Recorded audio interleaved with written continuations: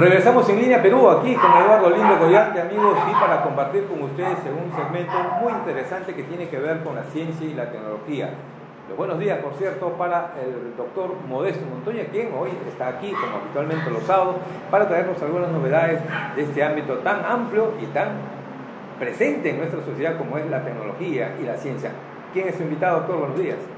Buenos días, Eduardo. Bueno, es Luis de Stefano, es biólogo egresado de la Universidad Nacional Mayor de San Marcos y doctorado en Europa, ha estado también en Estados Unidos, es biólogo en vegetales, experto en vegetales, y claro, el cambio climático que, como tú sabes, está afectando el Perú de una manera realmente preocupante, tiene que ver también con la vegetación, las plantas hacen un rol muy importante en el oxígeno que tenemos, etc.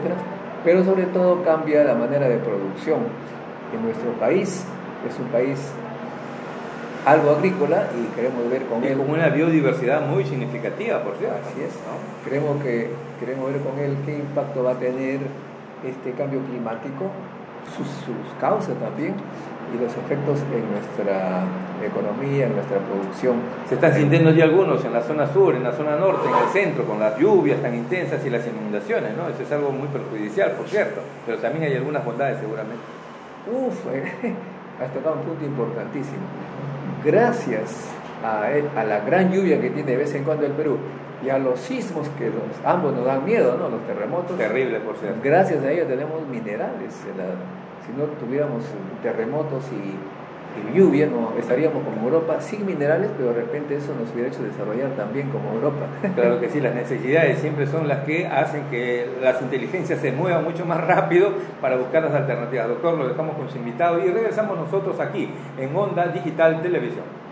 Gracias, amigos, por estar con nosotros en un nuevo encuentro con la ciencia en Onda Digital que llega a todo el mundo. Nuestros amigos de Italia, Francia nos envían mensajes de felicitación y alegría.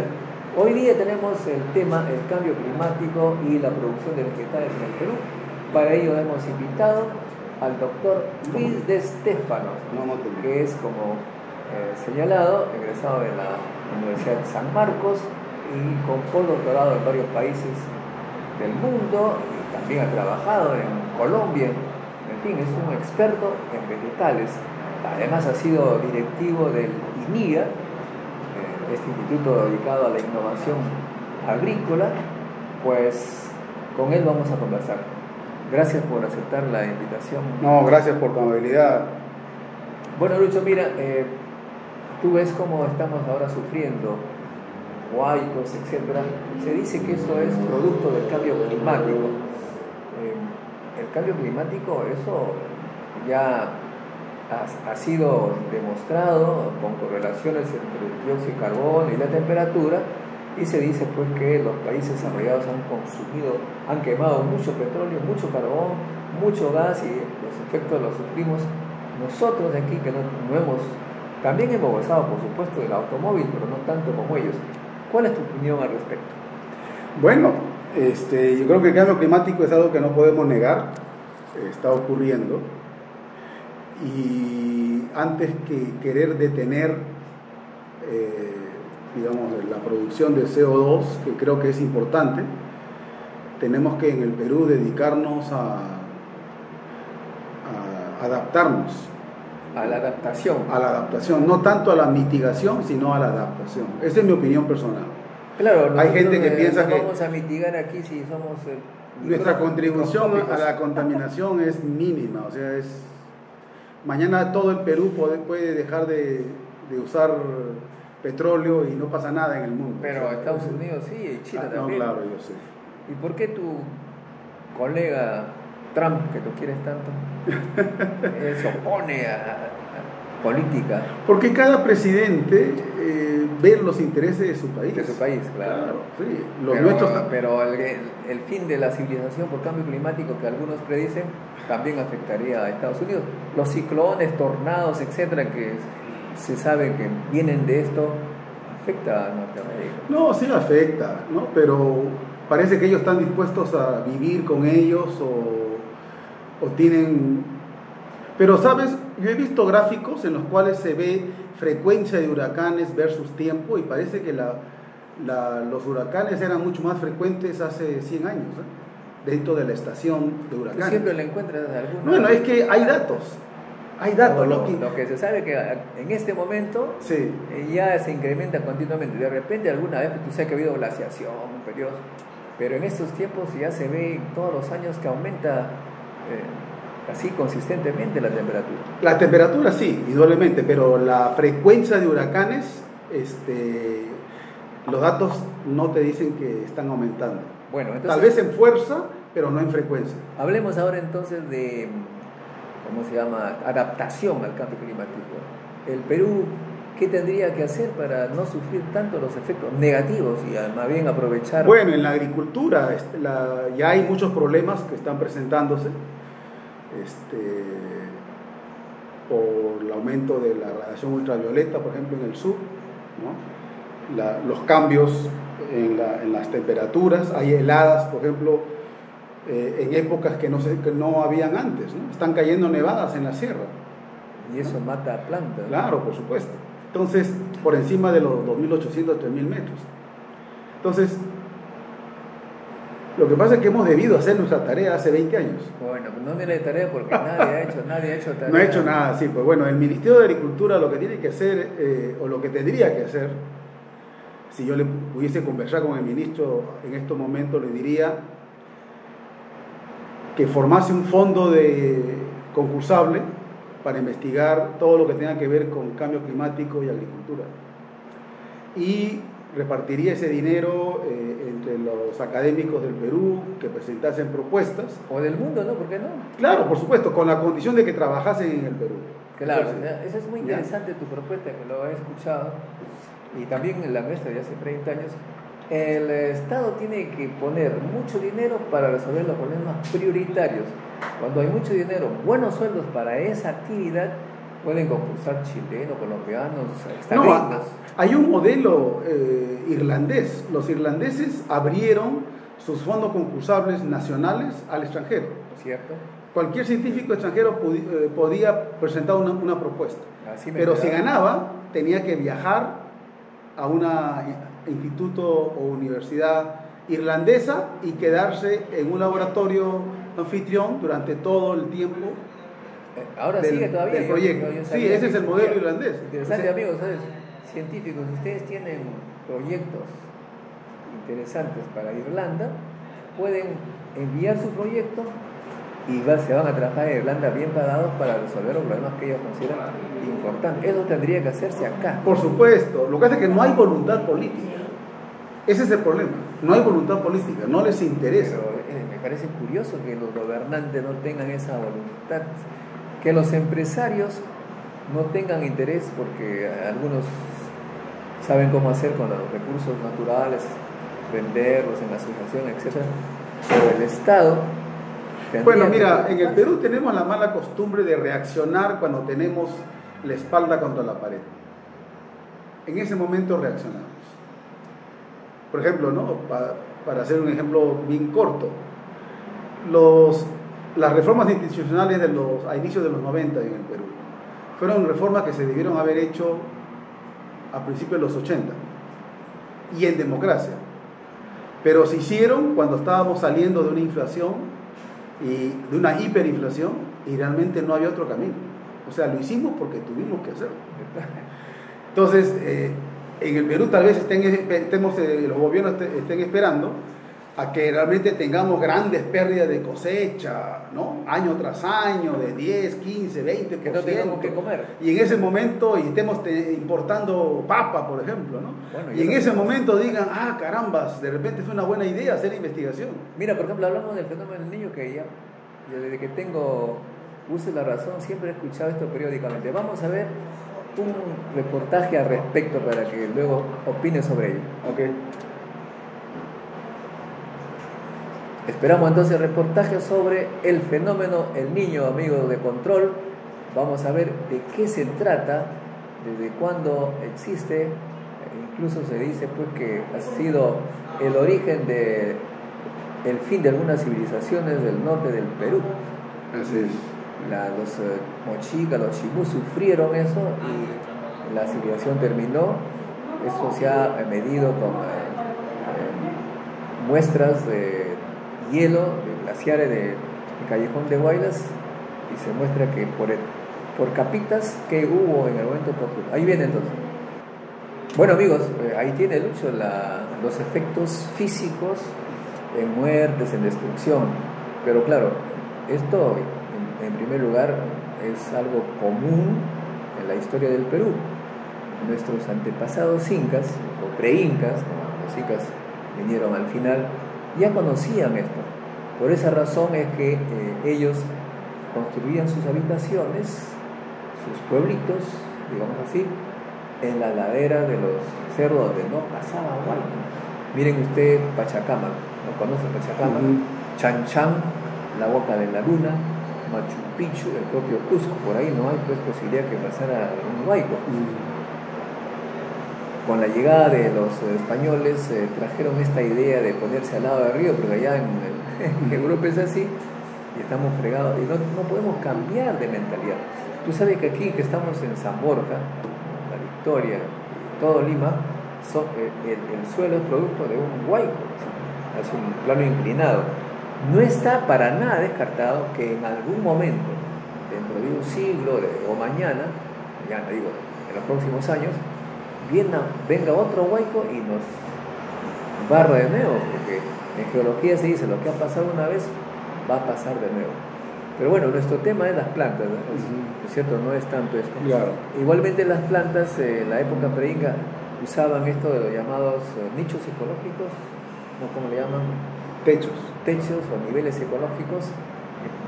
Sembraban la misma población, frijoles abajo o algo que se le parezca, y más arriba pues papa, etc. Pero mira, a ver. Acá tendríamos que adaptarnos también para producir cosas nuevas. Mira, mi opinión es que te voy a dar un dato. A ver. Holanda es del tamaño del departamento de Lima. Sí. ¿Ya? Creo que tienen la tercera parte de la tierra arable que el Perú tiene, o menos. ¿Ya? En papa producen el doble de lo que produce el Perú. O sea, 7 millones de toneladas, algo así. ¿Ya? Siendo la papa peruana. Ya, pero tienen un rendimiento de 50 toneladas por hectárea. 50 toneladas, claro. O sea, por hectárea. Para mí lo que debemos Acá hacer los peruanos es tender a usar mucha menos tierra, claro, en lugares seguros, donde no va a haber inundación, pero con alta productividad, con alta tecnología. Sueño, ¿cómo se hace? Entonces, el resto, ya dejemos de hacer agricultura en los cerros. ¿Quiénes hacen agricultura en los cerros? Pero yo no estaba hablando, pero dime, hablando de la población. Está bien, pero es que la población hay que darle otra forma de vida. O sea, tiene que aprender a ganarse la vida de otra manera. A ver, o sea, ¿cuál es tu propuesta? ¿Dices no, o sea, llevar turismo a una escala tipo España. O sea, imagínate por un momento que el Perú recibiese 60 millones de turistas al año. Imagínate.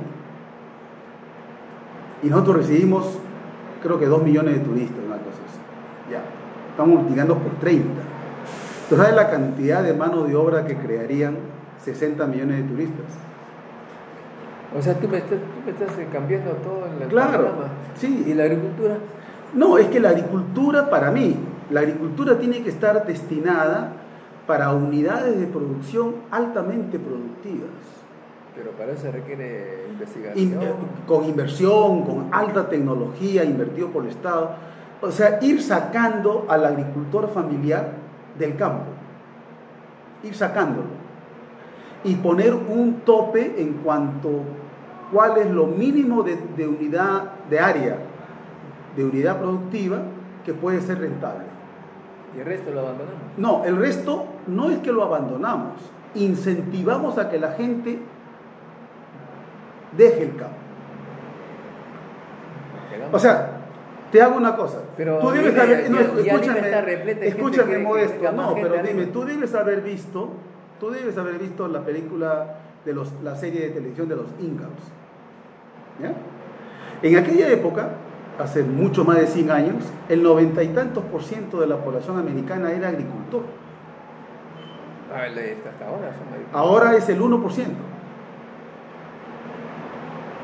Entonces, ¿por qué no podemos en el Perú aspirar a que solamente el 1% haga agricultura? Altamente productiva.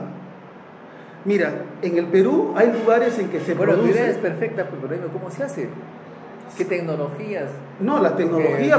La tecnología es maravillosa, es un milagro, con eso hago todo, pero... No, la tecnología... Por ejemplo, tú me hablas de papas. ¿Qué cosa tiene que hacerse para que sea la papa un producto rentable, que la gente tenga 50, la forma de hacer rentable 50 toneladas por hectárea? No, por supuesto. En el Perú, en Cañete, hay rendimientos de 30 toneladas por hectárea. ¿Cómo lo han hecho? Con tecnología moderna. ¿Qué es eso? O sea, con buen abono, buen manejo, etcétera, etcétera. O sea, hay gente que tiene productividad de 30. Hay gente que ya tiene el conocimiento. Por supuesto. ¿Y por qué no se difunde eso en el Perú? ¿Por qué? Porque la variedad que se cultiva en Cañete no es la misma que se cultiva en la sierra. Cada sitio tiene que tener un contenido de investigación para ver. Por supuesto.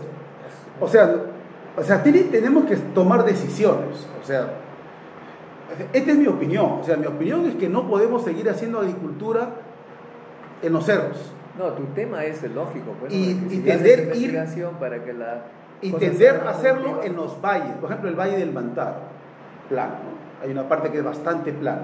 Entonces, en esos lugares, meter tecnología y quintuplicar la productividad por hectárea. Hay lugares en la sierra, mira, la producción nacional, el promedio de la productividad nacional en papa es 14 toneladas por hectárea, el promedio nacional. Yo te acabo de decir que en Cañete hay gente que obtiene 30 toneladas por hectárea. Entonces, eso quiere decir que hay gente que te produce 5 toneladas por hectárea, para que el promedio sea 14. ¿Ya? Bueno, pero Lucho, ¿por qué no tener grandes extensiones que produzcan 30 toneladas por hectárea? Y entonces todas las que producen 5 comienzan a ser abandonadas y dejadas para otros fines. Entiendo que China tiene esta política de enviar a los expertos científicos al campo y hacer que los agricultores dupliquen, tripliquen, quintupliquen. No, lo que está pasando en China es que China está promoviendo que los hijos de los agricultores que dejaron el campo porque no querían repetir el ciclo de pobreza y de vida miserable de sus padres o abuelos, se fueron a la ciudad a estudiar, se hicieron profesionales, ingenieros electrónicos, ingenieros de software, etcétera, etcétera, los están incentivando mediante políticas públicas de que regresen a la granja del abuelo o la granja del papá que ya tiene 80 años. ¿Para qué? Para que ese señor lleve, aunque no sea agricultor, pero es agricultor, o sea, aunque no sea un ingeniero agrónomo, pero es agricultor práctico. Hizo agricultura hasta los 14, 15 años, ¿ok? Pero lleva otro tipo de enfoque. Lleva sensores electrónicos, el uso de Big Data, drones, etcétera. Todo tipo de tecnología la puede llevar al campo. Y entonces hay un reemplazo generacional. Eso lo hace el Estado. O sea, claro, pero mediante políticas públicas. O sea, y en el Perú tenemos algo similar. Vamos a la sierra y hagamos un censo. El promedio del agricultor en la sierra. Yo soy de Huancayo. Bueno, sí. Mira, por ejemplo, para el cultivo de maca, hace algunos años se hizo un estudio. Una ONG hizo un estudio. El promedio de edad del agricultor que cultiva maca pasa los 50 años. Eso quiere decir que no hay jóvenes de 21 años, 25 años, recién casado y con un hijo o una hija que quiera ser agricultor de maca. No quiere. Está tranquilo viviendo en Huancayo, o en Cerro de Pasco, o en Jauja, pero no quiere hacer agricultura. La vida es dura. La vida es dura, pues. Bueno, dicho de paso, yo he sido testigo de la niñez he vivido con los agricultores de mi abuelo, y efectivamente había que levantarse temprano, sacar la mala hierba, preparar el terreno ya en diciembre era una cosa atroz, y cuando había lluvia, ¿y todo para qué? ¿Tanto esfuerzo? Que la papa te la compraban por una miseria, era poca productividad. Es que poca productividad. O sea que tú lo que propones es entonces esta política, pero nadie te hace caso, el gobierno. Sí, pues, mira, para mí equivocadamente el Ministerio de Agricultura trata de hacer desarrollo en el campo, desarrollo económico en el campo. ¿Qué significa? O sea, elevar el nivel de vida del sector rural. Esa no es función del Ministerio de Agricultura. Elevar la producción. Es elevar la productividad. Y eso significa esta política. O sea, deberíamos tener tal vez un Ministerio de Desarrollo Rural. Bueno, pero que su función sea mejorar la vida del hombre del campo. Ok, ¿cómo? Con otras fuentes de trabajo. Ya te he dicho, si tuviésemos 10 millones de turistas, cada lugar que haya unas ruinas, un centro arqueológico, ponerlo en valor, carreteras, ¿no? Y comienzas a poner tienditas artesanales, de tiendas que tengan recuerdos para los turistas, guías, pequeños moteles. Por ejemplo, ¿tú conoces Huancaya? Huancaya. Huancayo conozco. No, pero Huancaya está en la sierra de Lunahuaná, subiendo 160 kilómetros de Cañete hacia arriba. Oye, la belleza de ese sitio, yo he ido, es tremendo. Hay una carretera que a partir de cierto tramo es solamente una vía, un carril, nada más. Bueno. Ahora, si tuviesen una carretera muy bien hecha, la gente comenzaría a invertir allí en moteles, en restaurantes. Oye, comenzaría la gente a ver inversión en esa zona. Ponle, ya tienen luz, tienen internet, pero aumentaría otro tipo de actividad, el turismo.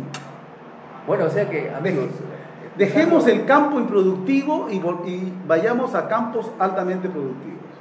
Gracias, Lucho. Bueno, escuchando a Lucho, estamos claros de que el Estado necesita, para elevar el nivel de vida de los peruanos, promover que los científicos, ingenieros que vienen del campo, que han nacido en el campo y que están trabajando cómodamente en Lima, se desplacen y ver cómo su conocimiento puede mejorar la productividad de esa región, de sus familiares. Y también nos está proponiendo que no todos van a poder ser agricultores. Si se eleva la productividad, claro, vamos a tener que cambiar de manera de pensar y promover el turismo en los lugares que nos han dejado nuestros antepasados, muy bien interesantes, paisajes increíblemente bellos. Esa es la propuesta, pero claro, queda la idea de que el Estado aparentemente está en otras y desafortunadamente la corrupción no nos permite focalizarnos y tomar estos debates como centrales. Ojalá pues que Odebrecht nos diga quién es quién para que terminemos esa fase, ese capítulo negro de la historia y pasemos a cosas serias, y los debates en los medios de comunicación masivos, pues se hace esto, qué hacer, turismo, agricultura productiva, etc. Gracias, amigos, gracias, Lucho. No, gracias. Con nosotros será entonces hasta un próximo encuentro con la ciencia. Chao.